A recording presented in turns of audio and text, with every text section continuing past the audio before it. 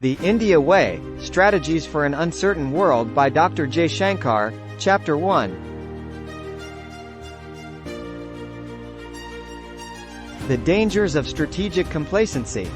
The heaviest penalty for declining to rule is to be ruled by someone inferior. Plato.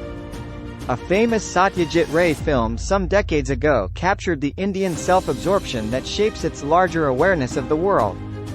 It depicted two Indian Nawabs engrossed in a chess game while the British East India Company steadily took over their wealthy kingdom of Awadh. Today, as another global power rises, that too in India's immediate proximity, this country cannot be oblivious once again to its consequences.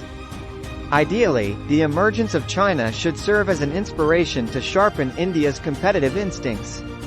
But at the very least, it should stir a serious debate about the direction of world politics and its implications for us. This is important because in parallel there are other momentous shifts underway.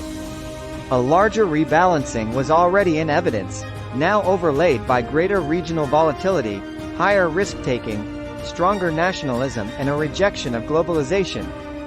But the critical change is the recalibrated posture of an America that has long been the bedrock of the contemporary international system. Its response to China's rise may well determine the direction of contemporary politics. Because global happenings are not always factored fully into its internal dynamics, such developments have often passed India by. How they impact its thinking is also not always made clear in the absence of definitive political narratives. So as India rises in the world order, it should not only visualize its interests with great clarity but also communicate them effectively. This is an effort to contribute to that endeavor, encouraging an honest conversation among Indians, without discouraging the world from eavesdropping. International relations may be mostly about other nations, but neither unfamiliarity nor indifference lessen its consequences. So, rather than allow events to come upon us, these are better anticipated and analyzed.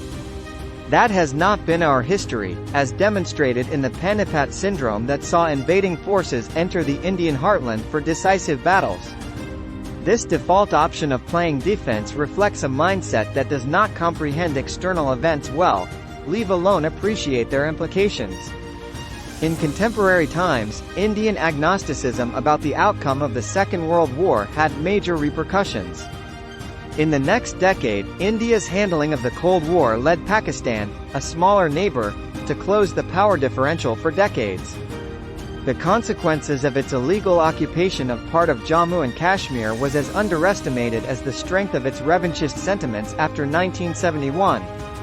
Understanding of China has been inadequate, whether it was the significance of the 1949 revolution, later the intensity of its communist nationalism or, finally, the enormity of its post-1978 rise. As India developed a greater familiarity with world politics, power equations were misjudged by political romanticism. Inevitable decisions, such as on nuclear weapons, were consequently delayed at great cost. The issue of pursuing earlier a United Nations Security Council seat is another example that has been debated widely. Missed opportunities in economic development by turning our back on global progress are, of course, a story told before. While the 1971 Bangladesh War, the 1991 economic reform, the 1998 nuclear tests and the 2005 nuclear deal were exercises in strategic retrieval, it nevertheless told on our overall standing. It is only more recently that a stronger realpolitik has overcome a complacency based on entrenched dogma. The rise of a potential superpower is naturally a disruptive occurrence for any global order. If we forget that, it is because the last time it happened, with the USSR, was in the midst of a world war that masked its emergence. Transitions between superpowers and their overlapping coexistence are difficult at best of times. The one between the UK and the US in the first half of the 20th century is the exception, not the rule. But when societies are built on different principles, then it is very much harder to reconcile contestation with collaboration. Divergences may matter less when a nation's influence is relatively small, and its actions mainly affect its own people. It was perhaps more acceptable in the immediate post-colonial world, when capabilities were of a lesser order. But once they reach a global scale, it became much harder to overlook.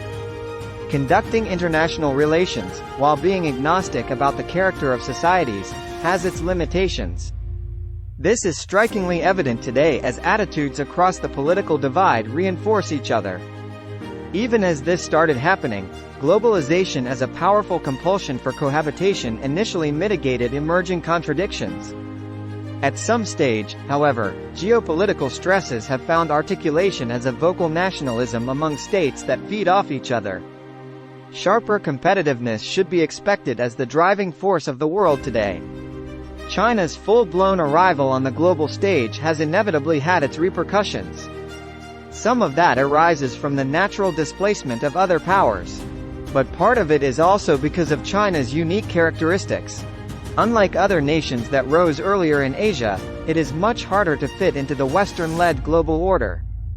The reality now is that the two most powerful nations of our day who served each other's purpose politically for many years now no longer do so.